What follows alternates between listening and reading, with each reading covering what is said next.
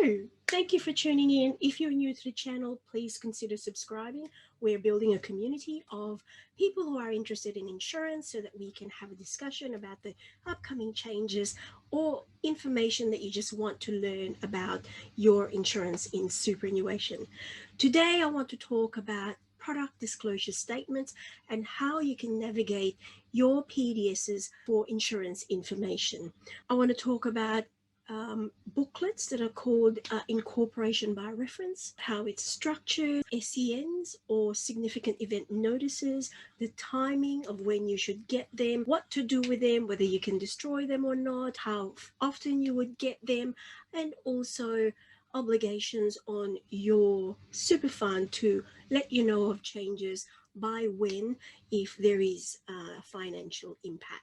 When you join your new employer, you are often provided with a kit, sometimes with a welcome letter that says you are a member of a particular super fund. It's not always easy to navigate insurance information from your PDS. Often they're not even provided in hard copy. You're provided with a link and then you're supposed to find your way to their website. So stay tuned and hopefully you'll get good value from today's session. So today I'd like to share some information on how you can navigate your product disclosure statement for insurance information. Your product disclosure statement or PDS document provides you with information on some of the main features of your superannuation to help you understand how your fund works and other related parties involved in managing it. It also contains investment and insurance information, who the trustee and insurer of your fund is, the fund administrator, and so forth. There are so many things you need to know, however, it contains very limited information. So what happens when you join your employer? Your employer will have a default fund. Unless you exercise choice, you'll be defaulted to your employer's default fund. You'll be provided with a PDS or a link to access your PDS within 90 days of you joining your employer. You'll receive a welcome letter, choice form, insurance forms, sometimes a PIN to also access your information online. So what is a PDS? It's a document issued to new members of superannuation funds. It contains very limited information about your super, even more limited information about your insurance. For example, it'll only contain the minimum and maximum insurance cost as representative samples of the cost of cover under your fund.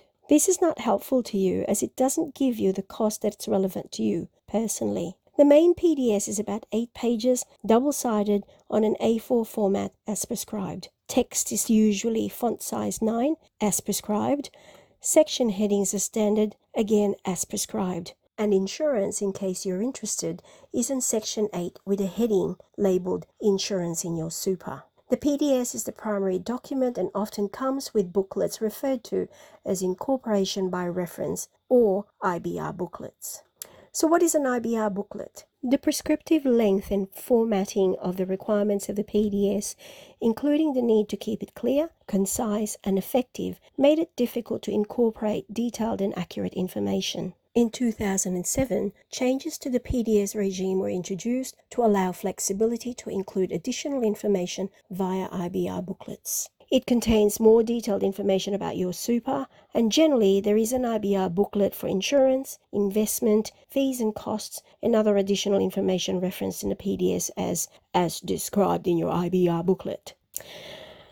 So what can you expect from an insurance IBR booklet? The IBR booklet is not as strictly prescribed as the 8-page PDS. The structure of the information can vary between funds. For example, the information can be sorted by terms and conditions or sorted by type of benefits. What I mean by this is that if information is sorted by type of benefits, it means there's a whole section dedicated to terms and conditions for death and TPD lump sum cover, and there is a separate section dedicated to terms and conditions for income protection cover. And then at the end, there's a glossary or defined terms section. Personally, I believe this is the better structure, even though certain terms and conditions are repeated. It means that as a member, you don't need to sift through information that may not apply to you. It is important to note that the PDS is a document issued to you by the trustee of your fund. While your fund's insurer signs off to give its consent to be named in the PDS and IBR booklets, and they also review these to ensure it's consistent with agreed policy terms, its accuracy, however, is the responsibility of the trustee. While every effort is made to ensure the words are aligned as close as possible to the policy document, if there is an inconsistency, it's the policy document terms and conditions that will prevail. In addition to the IBR booklets, there are also other documents issued to you by your fund which contains insurance information. For example, there's a welcome letter that includes information specific to you. Key fact sheet. This is a document recommended by the code owners of the Insurance and Super Voluntary Code of Practice to help you understand key insurance features of your fund. There's a plan guide. Some funds describe the actual cost of cover in this document specific to each category of the fund in case insurance information is not consistent across all members. And of course, the benefit statement. That's the one that you receive each year, and it's important that you check that document because it contains information that the fund holds on your behalf, like salary details, which can also be the basis of your insurance information. These documents are not publicly available documents and generally contain information that are specific to you. Therefore, it's important that you check them when you receive them. What is a significant event notice? In contrast, a PDS is issued to new members when they join the fund, while a significant event notice, or an SEN, is issued to existing members. The PDS is generally issued only once when you first join your fund, and any subsequent changes to the fund is communicated to you via an SEN. An SEN is a notification to let you know of changes to the fund and terms described in the PDS you received when you first joined. If there is a financial impact, in other words, an increase in the cost of insurance or fees, then you must receive an SEN at least 30 days prior to the effective date of the change. It is important to note that when information on a PDS that was issued to you years ago is changed, your fund must send you an SEN to let you know of the changes. A good SEN will outline side by side clearly what the current terms are and what the new terms will be to make it easy for you to understand the change. Generally, this means that the fund will also update the PDS online for new members to access.